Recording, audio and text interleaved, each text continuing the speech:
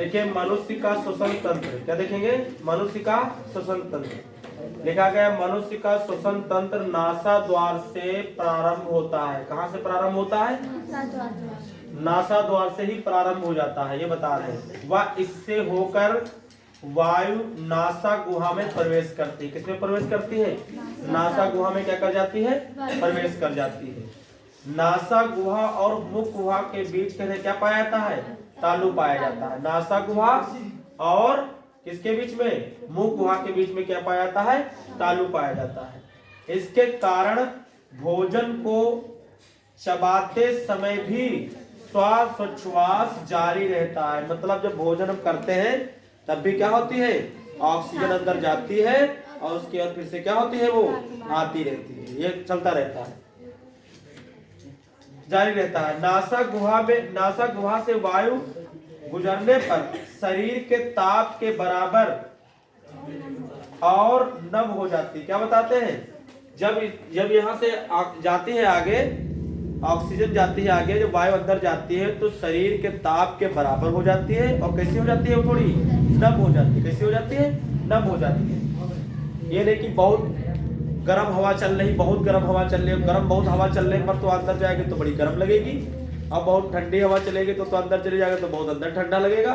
लेकिन वो जैसे ही यहाँ से अंदर जाती है उसके बाद शरीर के ताप के बराबर लगभग उसका क्या हो जाता है? ताप हो जाता है। और थोड़ी क्या हो जाती है? वो नम हो जाती है। क्या हो जाती है? थोड़ी वो नम हो जाती है।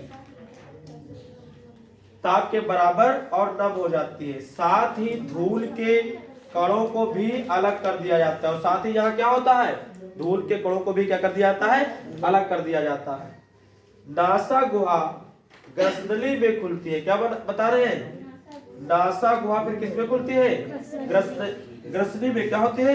ग्रसनी में खुलती है। किसमें खुलती है? ग्रसनी में आके खुलती है। ग्रसनी एक छिद्र द्वारा श्वसन नली में खुलती है। फिर ग्रसनी क्या होती है? किसमें खुलती है करके? श्वसन नली में खुलती जा करके। यहाँ तो कंठ द्वार होता है, इसके होती है कहाँ जाती है? श्वसन नली में खुलती जा करके है। ग्रसनी एक छिद्र द्वारा श्वसन नली में खुलती है। इसे क्या बोलते हैं? ग्लोटिस कहते हैं। इसके बाद ये वायु ये वायु है, जो ये हवा है, ये जो ऑक्सीजन है, कहाँ पहुंच जाती है? इसके बाद फेफड़ों में पहुंच जाती है। कहाँ पहुंच जाती है? फेफड़ों में पहुंच जाती है। और फेफड़ों में पहुंचने के बाद वह बहुत सारी क्या होती है? श्वसन नलिकाएं बनी होती है। क्या बनी होती है? इसके आगे आप क्या लिखेंगे? उसके बाद फेफड़े में बहुत सारी क्या बनी होती है? बहुत सारी श्वसन नलिकाएं शाखाओं के रूप में फैली होती है। और उन शाखाओं के रूप में फैली हुई सभी श्वसन नलिकाओं में बहुत सारी कूपिकाएं बनी होती है। क्या बनी होती है? बहुत सारी कूपिकाएं। छोटी कूप के जैसी क्या होती है? कुप्पी जैसे क्या बोलती है? छोटी छोटी बहुत सारी कूपिकाएं बनी होती है, जिनमें जा करके क्या होती है? ये हवा क्या होती है? वहां तक क्या होती है? जाती है। समझ रहे? कुछ बात समझ में आई? अगर जो इन कूपिकाओं को काट करके फैला दिया जाए तो लगभग 80 मीटर वर्ग क्षेत्रफल प्राप्त हो जाएगा। कितना प्राप्त हो जाएगा? इतनी ज्यादा संख्या में है कि अगर जो इनको काट करके कूपिकाओं को क्या कर दिया जाए? फैला दिया जाए, उसका क्षेत्रफल बनाया जाए तो लगभग कितना क्षेत्रफल मिलेगा? 80 मीटर स्क्वायर क्षेत्रफल मिलेगा। कितना मिलेगा? 80 मीटर स्क्वायर क्षेत्रफल लिखेगा। इस तरीके से हम इस श्वसन तंत्र को पढ़ेंगे। ठीक है? 80 लिखा है, कुछ और तो नहीं बोल दे रहे? क्यों बिटिया?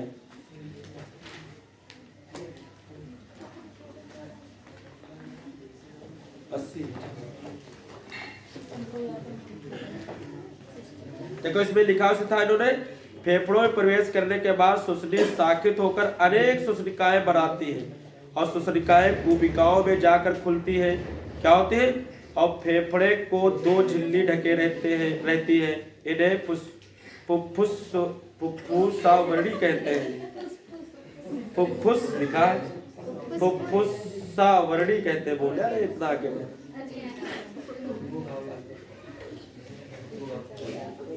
ये क्यों इतना लिख ले इसमें?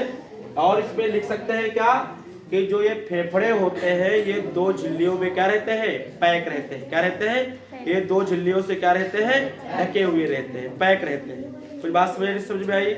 ठीक है। फेफड़ों में पहुंचने के बाद वहां बहुत सारी श्वसन नलिकाएं क्या होती है, विभिन्न शाखाओं में क्या होती है, श्वसन नलिकाएं बना लेती है, और बनाने के बाद बहुत सारी वो जाकर के कूपिकाएं बनी होती है, खुल जाती है। खुलने के बाद वहां तक हवा जाती है, वहां तक जाने के बाद अगर जो हम इनको बता रहे काट दे सबको और कूपिकाओं को फैला दो तो कितना 80 वर्ग मीटर क्षेत्रफल मिलेगा, 80 मीटर स्क्वायर। 80 में आप मानव में वाहन में देखेंगे, क्या देखेंगे, देखिए मानव में वाहन डालेंगे तो लिखेंगे सजीवों के अंदर लगातार चलने वाली जैविक क्रियाओं को सुचारू रूप से चलने के लिए लगातार चलती रहे, कंटिन्यू, जब तक बंदा जिंदा रहे तब तक ये क्रियाएं शरीर में क्या होती रहे, चलती रहे।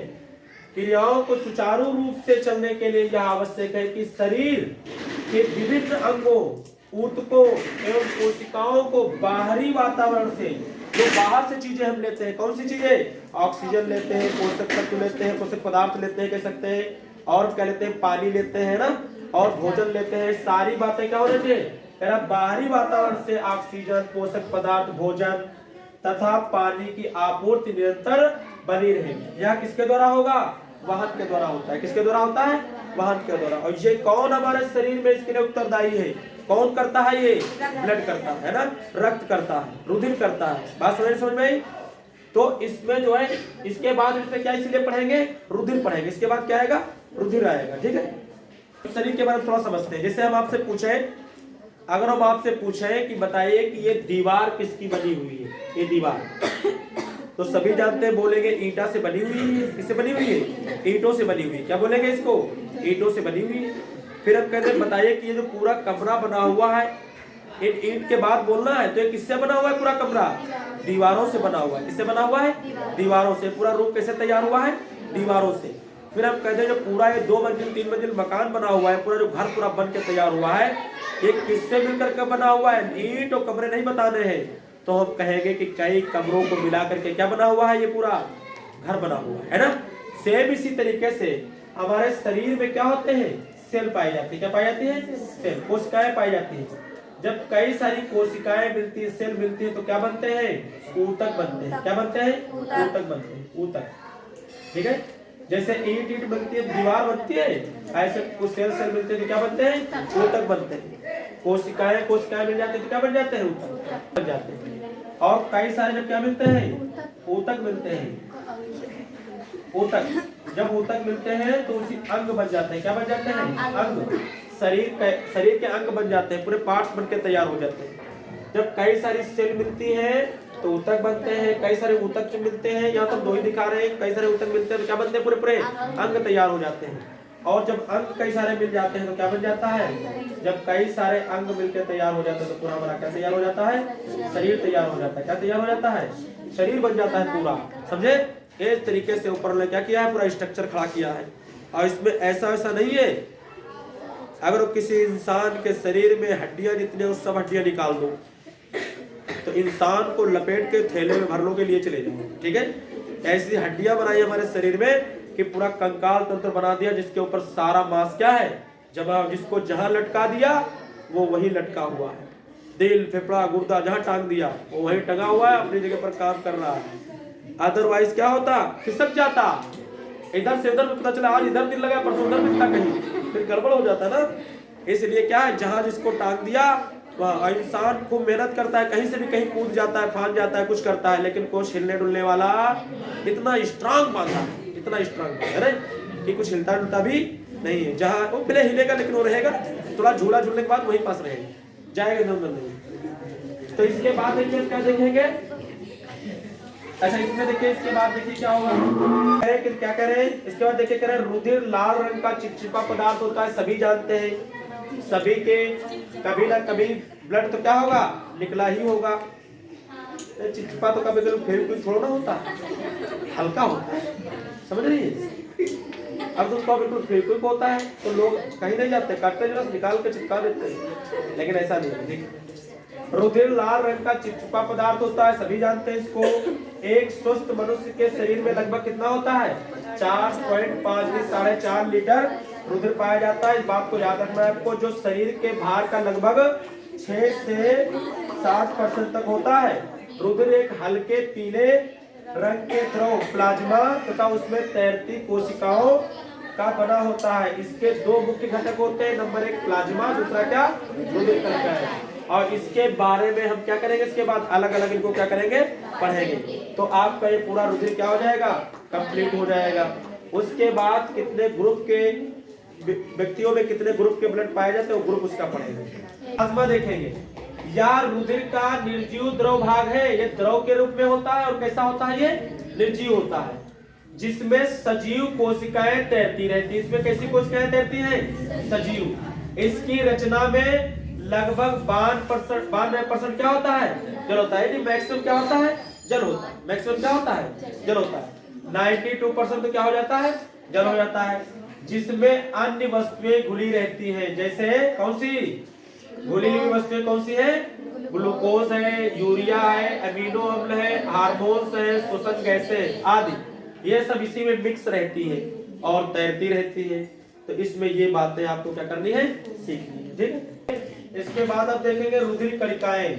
इसमें है देखिए, यह रुधिर का 45% भाग बनाता है। रुधिर कणिकाएं निम्न प्रकार की होती है, कौन सी होती है, लाल रुधिर कणिकाएं, श्वेत रुधिर कणिकाएं और रुधिर प्लेटलेट्स होती है, अथवा क्या बोलते हैं, थ्रोम्बोसाइट्स बोलते हैं। क्या बोलते हैं इनको, थ्रोम्बोसाइट्स, ठीक है। तो इन तीनों को आपको अलग अलग क्या करना है, इनको पढ़ना है बहुत अच्छी तरीके से, ठीक है। देखिए लाल रुधिर कणिकाओं में देखेंगे तो लाल रुधिर कणिकाएं क्या लिखा गया है, लाल रुधिर कणिकाओं को एरिथ्रोसाइट्स भी कहते हैं, ठीक है। यह कशेरुकी जंतुओं में ही पाई जाती है। किसमें पाई जाती है, ये कशेरुकी जंतुओं में ही पाई जाती है। मनुष्य में लाल रुधिर कणिकाएं छोटी क्या होती है, ये बहुत छोटी होती है, केंद्रक रहित होती है, केंद्रक नहीं पाया जाता। ये डिस्क की भांति कैसी होती है, डिस्क की भांति होती है ये, तथा दोनों ओर से पिचकी होती है। और फिर ये क्या होती है, पिचकी टाइप की पड़ी हुई, सीधे बीच में क्या होंगी, पिचकी हुई होती है, ठीक है। और ये बता रहा है, इसके बाद देखिए इसमें लाल रुधिर कणिकाओं के जीव द्रव्य में हीमोग्लोबिन लौह प्रोटीन की बनी रंगा होती है। क्या बता रहा है, जीव द्रव्य में हीमोग्लोबिन लौह प्रोटीन की बनी क्या होती है, रंगा होती है। हीमोग्लोबिन श्वसन के समय जल अथवा वायु से ऑक्सीजन को, यहाँ इसके बाद लिखना है, ऑक्सीजन को लेकर विभिन्न कोशिकाओं तक पहुंचाता है। ये क्या करता है, इसका यही काम होता है कि ये ऑक्सीजन को क्या करे, मेन काम, और भी बहुत सारे वर्क करता है, लेकिन मेन काम क्या होता है, ये हीमोग्लोबिन में क्या पाया जाता है, आयरन पाया जाता है, लोह, और जब उससे ऑक्सीजन क्या होता है मिल करके, और वो विभिन्न कोशिकाओं तक क्या करता है, उसको पहुंचाता है। और कोशिकाओं में पहले से ही जो भोजन किया जाता है उसके माध्यम से ग्लूकोज पहुंच जाता है, और जैसे ही ऑक्सीजन और ग्लूकोज मिलता है उसकी क्या हो जाती है, रिएक्शन हो जाती है, और कार्बन डाइऑक्साइड जल बनने के साथ साथ में ऊर्जा बनती है, जो इंसान के काम, यानी इंसान को वर्क करने में काम आती है, ठीक है। ये बात इसमें, ठीक, तो ये हो गया। इसके बाद देखेंगे श्वेत रुधिर कणिकाएं। श्वेत रुधिर कणिकाएं क्या है, श्वेत रुधिर कणिकाओं की संख्या लाल रुधिर कणिकाओं की तुलना में क्या होती है, कम होती है। इसकी अपेक्षा में कुछ इनकी संख्या क्या होती है, कम होती है। ये कणिकाएं ल्यूकोसाइट्स भी कहलाती हैं। इनका कोई रंग नहीं होता है। ये प्राय दो प्रकार की होती है, नंबर 1 ग्रेन्युलोसाइट्स, नंबर 2 अग्रेन्युलोसाइट्स। ये दो मेल की पाए जाते हैं। इनके जीव द्रव्य में कणिका, इनका जीव द्रव्य कणिका युक्त होता है, और इनका जीव द्रव्य जो होता है वो कणिका युक्त नहीं होता है। समझ रहे हैं, इस बात को समझेंगे। और ये श्वेत रुधिर कणिकाएं हमारे शरीर में, शरीर की सुरक्षा करने में काम आती है, ठीक है। कोई रोगाणुओं से क्या करती हैं, जितने भी रोगों से क्या करती हैं, कणिकाएं क्या करती हैं, लड़ती हैं, उनसे युद्ध करती हैं, जंग करती हैं, फाइट करती हैं, और उनको पीट पाट के क्या करती हैं, बराबर कर देती हैं। समझ रहे हैं, ये हमारे शरीर में सेना का काम करती है। किसका काम करती है, सेना का काम करती है, ठीक।